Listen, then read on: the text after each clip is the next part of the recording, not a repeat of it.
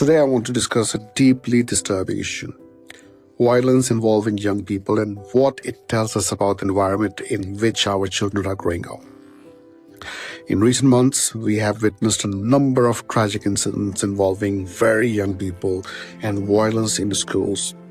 In past, it was USA, America, but now, on 2nd August 2026 in Thailand, a 14-year-old boy reportedly killed his grandparents before carrying out a shooting at a school, killing school staff and students, injuring many others.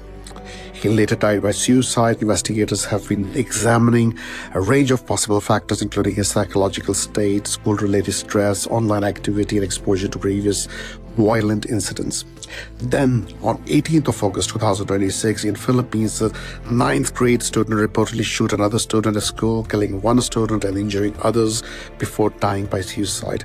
That incident was reportedly partially live-streamed, and authorities have been examining students' online and gaming history as well as how he obtained the firearm. These events are horrifying.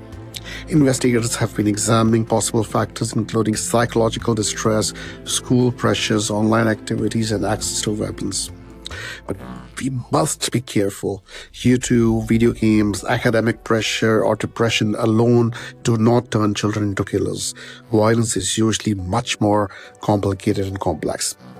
We should be looking at is children being bullied or humiliated?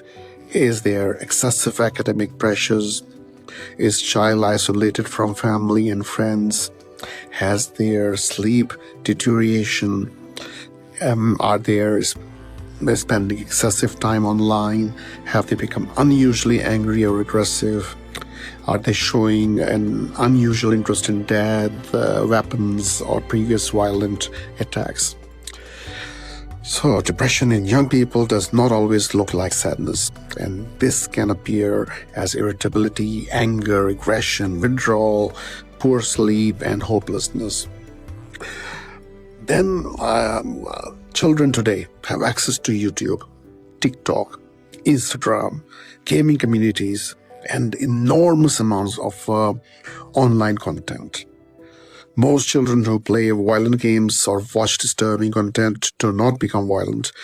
However, vulnerable young people can sometimes be influenced by online communities that reinforce anger, hatred, or violent thinking. Repeated exposure to previous attacks can also contribute to copycat behavior. This is why responsible media reporting matters.